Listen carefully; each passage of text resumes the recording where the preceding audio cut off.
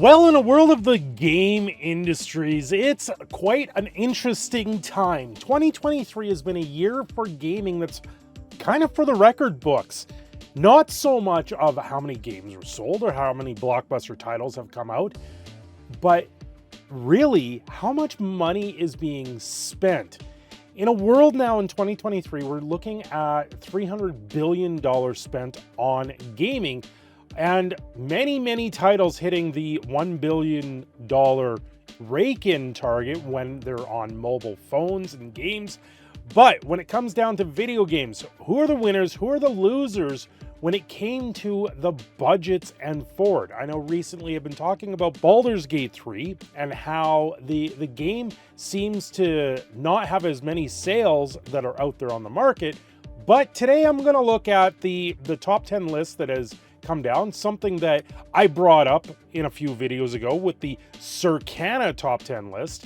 And I just was wondering, how much money was sunk into these games?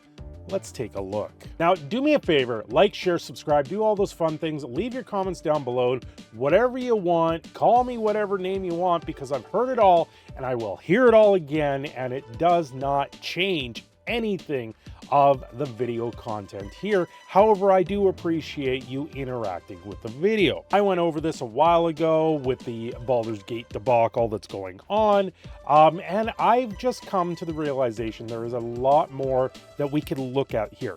One thing in particular was an article that came across was from Forbes over Spider-Man, talking about how the budget for Spider-Man 2 for the Sony PlayStation 5 came in over $300 million for the game. That to me is absolutely absurdity, especially when comparing it to like Baldur's Gate 3 and Larian Studios at $100 million.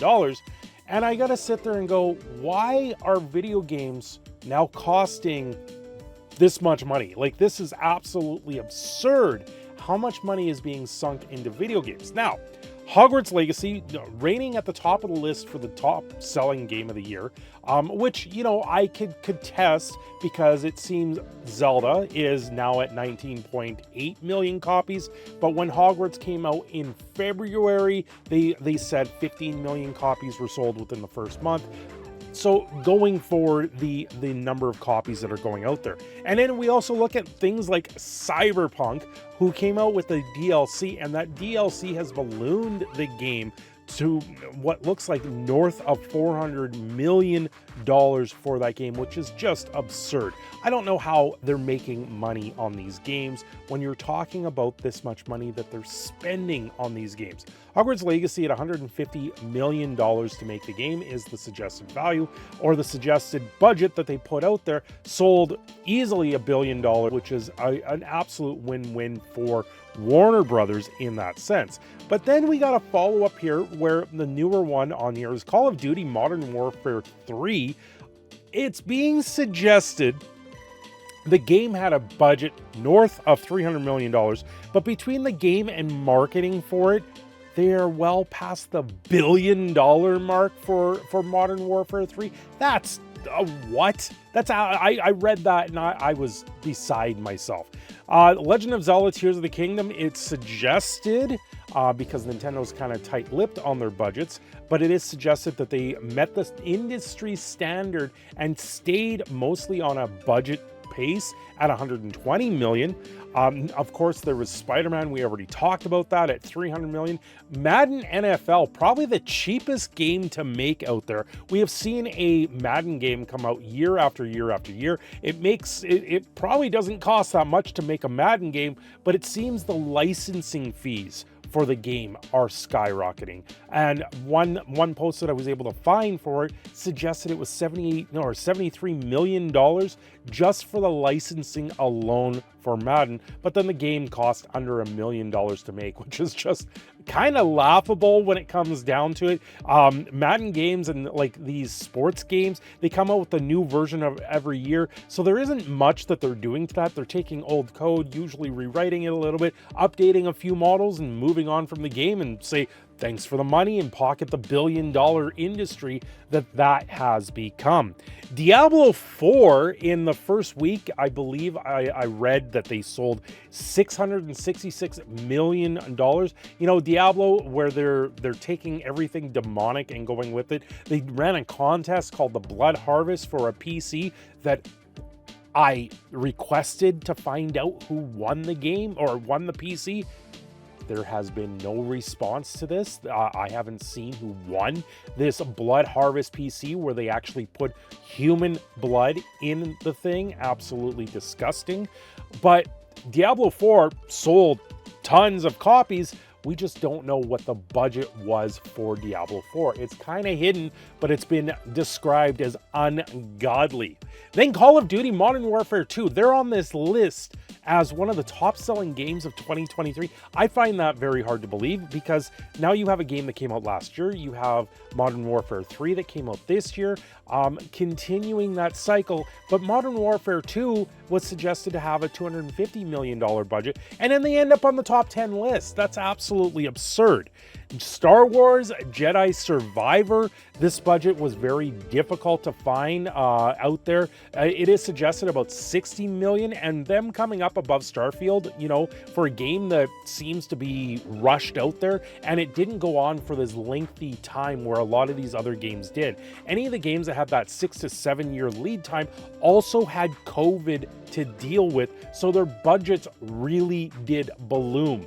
With the pandemic and everything you had at home, and just things didn't make sense, and the budgets are out to date.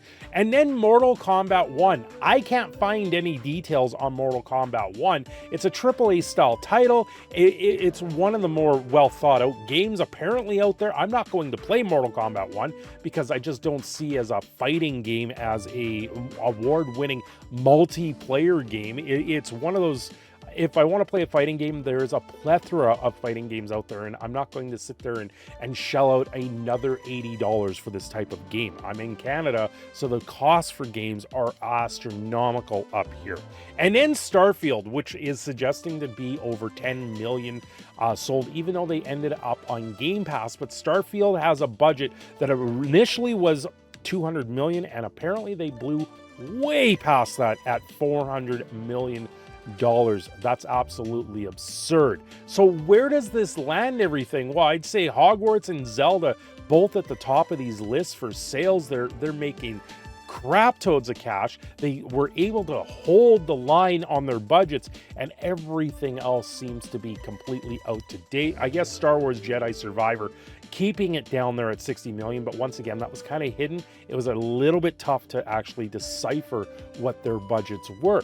These are the nature of things when it comes to talking about video games, when it comes to talking about financials. It is not an easy place to sit there and try and get these check marks on, okay, this one is this much. This is how much this game sold, because there's so many more moving parts in these things. Unless companies come out like with Warner Brothers and Hogwarts, where they come out with a financial statement, with a statement saying they have sold X amount of copies, it is very hard to decipher. And this is also coming back to the Circana situation here. They're gathering statistics from certain things. Do I trust them? I don't necessarily trust a lot of them. The one thing in particular here would be Zelda, The Legend of Zelda Tears of the Kingdom, with that asterisk, the asterisk saying they're not including the sales, the digital sales, but Nintendo has now come out saying that Zelda actually sold 19.5 million copies in 2023. While numbers and financial data for a lot of video games is just not easy to find because it's a hidden resource, a lot of companies like to tighten the reins and say no to letting us gamers know what's actually going on in the world. When it comes down to all the marketing and everything else, it's a very interesting day to see where 2023 has really put us for the gaming industry in the world. When they're selling over $300 billion worth of value in the industry, you gotta sit there and you gotta start to question, where is this money coming from? Where is it going? And what is it doing? And you know, that's where I've been. I've always sat there trying to look from the outside in, just trying to piece together what's actually going on. When it comes down to video games, I have hard-earned money. I work hard for my money that I do outside of the channel. I don't make much here on the channel. This is something I do as a side gig. It's something I just have fun doing. I make videos. I enjoy this, and that's why I do it. It has nothing to do with how these video games really go on to being record sales, but I do find talking about numbers, talking about these things in the long run very interesting, and that's why I do it. Anyway, I'm your Prod King Phoenix Cindershadow. I'm signing off here. Don't forget to like and subscribe, or dislike and leave. Do whatever you want with the video. I'm just putting it out there for those to get some value out of it, some entertainment, and maybe in the long run, make a few new friends.